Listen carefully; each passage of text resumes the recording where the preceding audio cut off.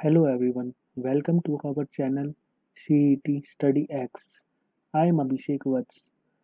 मैं आपको इस चैनल पर जनरल साइंस कंप्लीट कराऊंगा।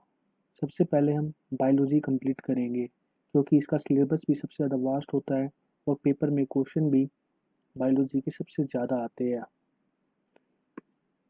चलिए जान लेते हैं हमारे चैनल के बारे में जिसका नाम है CET स्टडी एक्स। CET मतलब centre of excellence teachings study X. This is our channel name. ये एक ऑनलाइन कोचिंग है for SSC, bank, CTET, HTET, REET, other government exam, NRA CET based coaching. इसके अंदर हम रीजनिंग, मैथ, इंग्लिश, जीके और current affair cover करेंगे। सबसे पहले हम सेल पढ़ेंगे। It is a fundamental unit of life. Cell हमारी बॉडी में हर जगह है, हमारी बॉडी ही सेल से बनी हुई है। It's a basic unit of life. Cell की स्टडी करने को कहते हैं साइटोलॉजी। इसकी डिस्कवरी करी थी Robert Hooke in 1665। Father of cytology India में कहते हैं AK शर्मा को। इसकी थ्योरी दी थी स्केल्डियन एंड सचवान ने। Types of cell. Cells are two types. Cell की दो टाइप होती है, एक प्रोकैरियोटिक और एक यूकैरियोटिक। प्रोकैरियोटिक मतलब प्रिमिटिव एंड यूकैरियोटिक मतलब जो कि सेल वेल डेवलप्ड होता है। Eukaryotic which contain a nucleus, जिसके अंदर न्यूक्लियस होता है, और प्रोकैरियोटिक के अंदर न्यूक्लियस नहीं होता। Prokaryotic are single-celled organism, while eukaryotic can be either single cell or multicellular. इसके अंदर सिंगल सेल भी हो सकता है और मल्टी सेलुलर भी हो सकता है। ये यूकैरियोटिक और प्रोकैरियोटिक का नीचे डायग्राम है जिसके अंदर मेन डिफरेंस जो है, हमारा प्रोकैरियोटिक के अंदर माइटोकॉन्ड्रिया नहीं होता और न्यूक्लियस भी नहीं होता। जो कि माइटोकॉन्ड्रिया होता है हमारी बॉडी का पावर हाउस। अब हम कंपैरिजन करते हैं प्रोकैरियोटिक और यूकैरियोटिक सेल्स के अंदर। ये मेनली पेपर में पूछ लिए जाते हैं। टिपिकली ऑर्गेनिज्म जो होता है प्रोकैरियोटिक का, जो एग्जांपल है वो है बैक्टीरिया, आर्किया। और यूकैरियोटिक्स का जो है वो है प्रोटिस्ट, फंगी, प्लांट्स, एनिमल्स। ये एग्जांपल है इन दोनों के। टिपिकल साइज की बात करें तो जो प्रोकैरियोटिक है वो स्मॉलर साइज होता है और यूकैरियोट का बिगर साइज होता है। टाइप ऑफ न्यूक्लियस इनका जो प्रोकैरियोटिक होता है उसका कोई खास न्यूक्लियस का साइज नहीं होता, ये वेल डेवलप्ड नहीं होता, इसलिए इरेगुलर शेप होती है इसकी प्रोकैरियोटिक की। लेकिन यूकैरियोट एक वेल डेवलप्ड डबल मेम्ब्रेन होती है, ट्रू न्यूक्लियस होता है, इसमें साफ दिखता है न्यूक्लियस। डीएनए सर्कुलर होता है प्रोकैरियोटिक का, और यूकैरियोटिक का लीनियर मॉलिक्यूल क्रोमोसोम मतलब हिस्टोन प्रोटीन्स के साथ। आरएनए प्रोकैरियोटिक के अंदर कपल्स इन द साइटोप्लाज्म होते हैं और यूकैरियोटिक के अंदर RNA synthesise in the nucleus, protein synthesise in the cytoplasm. Cytoplasmic structure होता है जो प्रोकैरियोटिक का वो बहुत कम होता है, और लेकिन बात करें यूकैरियोट की उसमें highly structured by endomembranes and cytoskeletons. Mitochondria जैसे मैंने बताया था प्रोकैरियोटिक के अंदर नहीं होता और यूकैरियोटिक के अंदर होते हैं।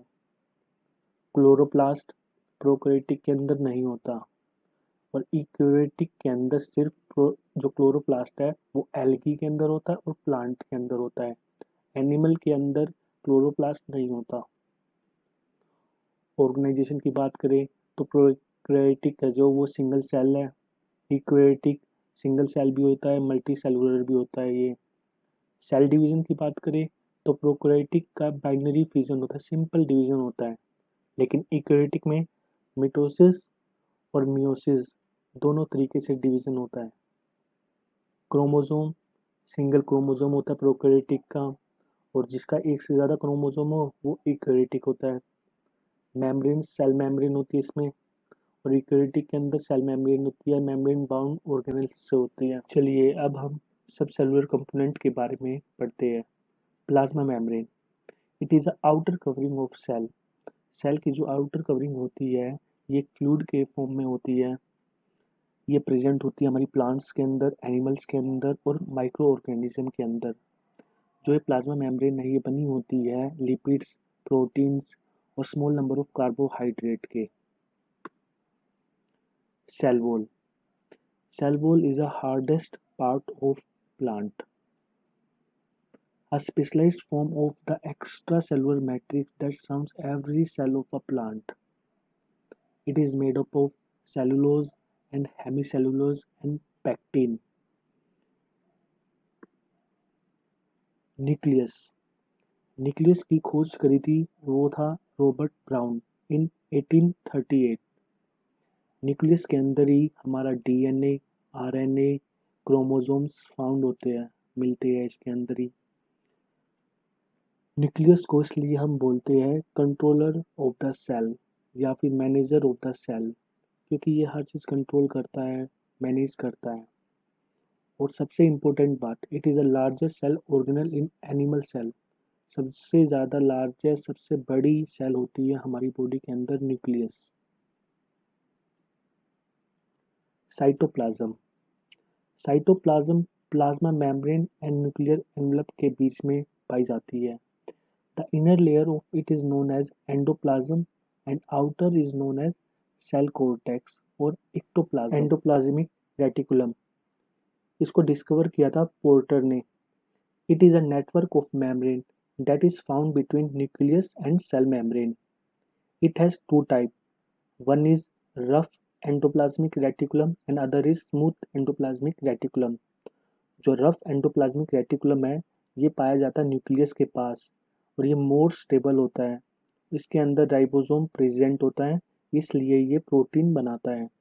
और जो स्मूथ एंडोप्लाज्मिक रेटिकुलम है वो सेल मेम्ब्रेन के पास पाया जाता है, वो लेस स्टेबल होता है, उसके अंदर राइबोसोम नहीं होता, इसलिए वो प्रोटीन नहीं बनाता, लेकिन वो लिपिड्स बनाता है। राइबोसोम। राइबोसोम की खोज करी थी George Emil Palade in 1955। The term ribosome, जो ये टर्म है राइबोसोम, ये प्रपोज की थी साइंटिस्ट रिचर्ड बी रॉबर्ट्स ने। ये हमारी बॉडी का सबसे स्मॉलेस्ट सेल होता है और जो सबसे लार्जेस्ट, सबसे बड़ा सेल जो होता है वो होता है nucleus. Ribosome are the work places of protein biosynthesis, the process of translating mRNA into protein. Golgi apparatus, discovered by Camillo Golgi. ये कोई ज़्यादा मुश्किल नहीं होगा आपको याद करने के लिए इसका डिस्कवरी किसने की थी। The primary function is to process and package the macromolecules such as proteins and lipids that are synthesised by the cell. ये पैकेट्स के फॉर्म में ट्रांसफ़र करता है, भेजता है। इसको हम ट्रैफिक पुलिस भी बोलते हैं, पैकेट या बंडल ऑफ सेल भी बोलते हैं गोल्गी एपरेटस को, और इसको हम मदर ऑफ सेल भी बोलते हैं। Lysosome and पैरोक्सियोसोम्स। लाइसोसोम, इसको हम दूसरे किस नाम से जानते हैं, वो नाम है सुसाइडल बैग। लाइसोसोम है, इसके अंदर डाइजेस्टिव एंजाइम्स होते हैं और ये एसिड के फॉर्म में होते हैं। दे डाइजेस्ट एक्सेस और worn out organelles, food particles and engulf viruses और बैक्टीरिया। ये वायरसेस को, बैक्टीरिया को मार देता है।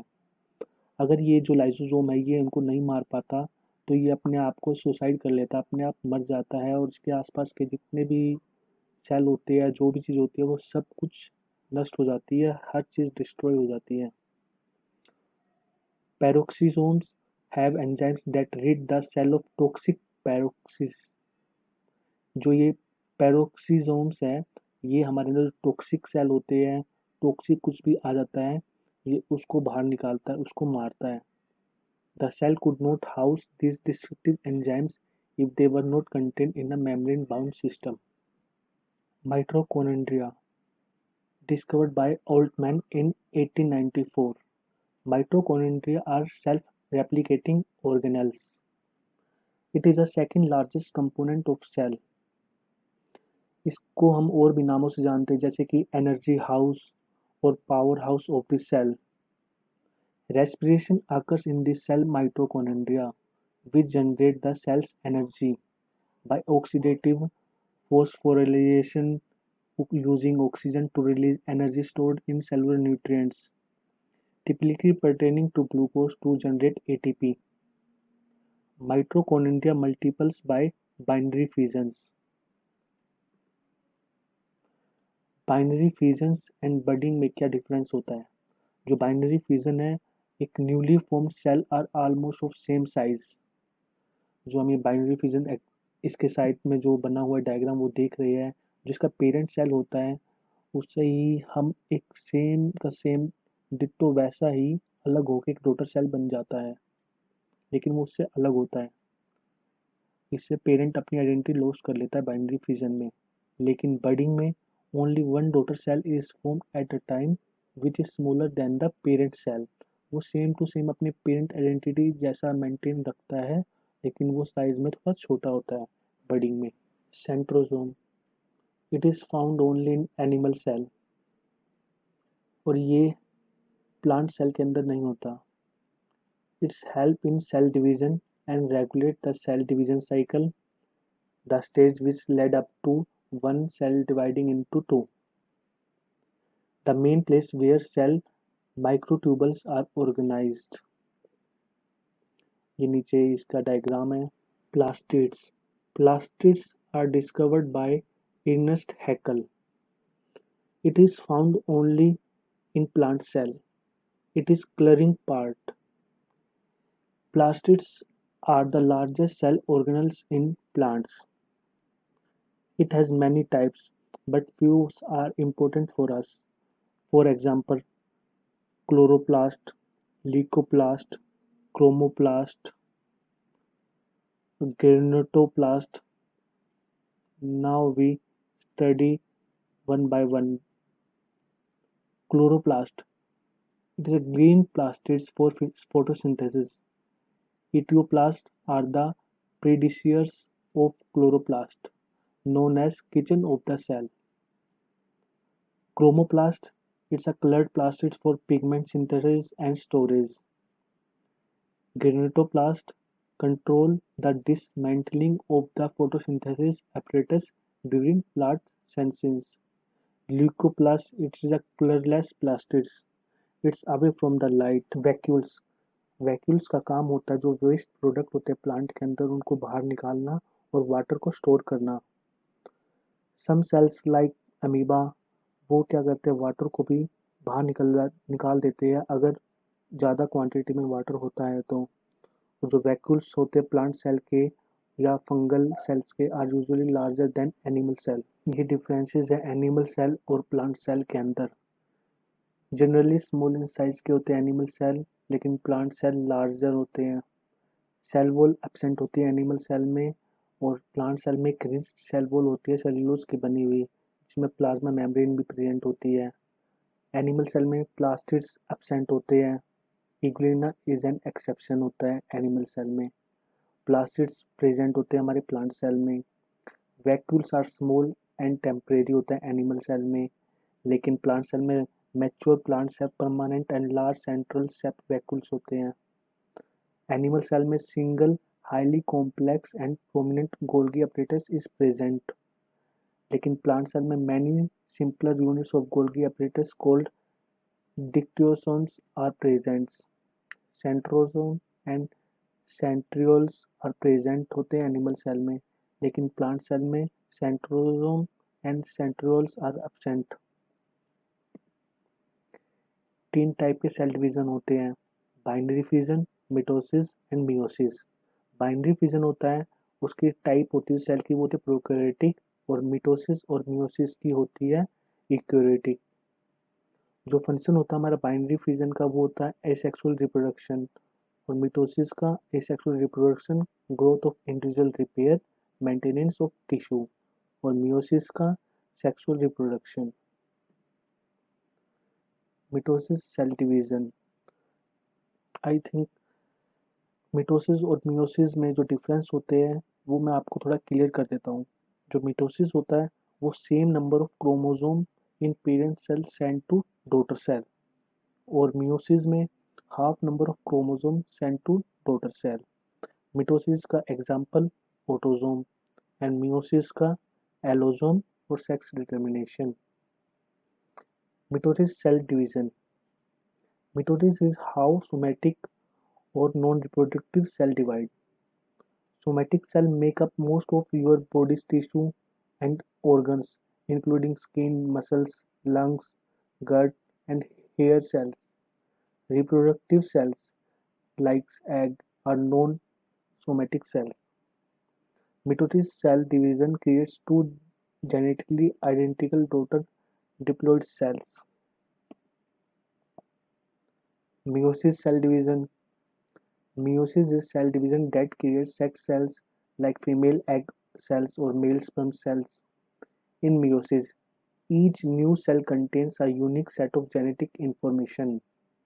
Meiosis is why we have genetic diversity in all sexually reproducing organisms. During meiosis, a small portion of each chromosome breaks off and reattaches to another chromosome. The process is called crossing over or genetic recombination. Genetic recombination is the reason full sibling made up from egg and sperm cell from the same two parents can look very different from one another. The meiosis cell cycle has two main stages of division, meiosis I and meiosis II. The end result of meiosis is four haploid daughter cells that each contain different genetic information from each other and parent cell. Thanks for watching our videos. Follow us on Telegram channel CET Study X. My Instagram handle is @abhishekvats_007. Link in description. Thank you for watching our videos.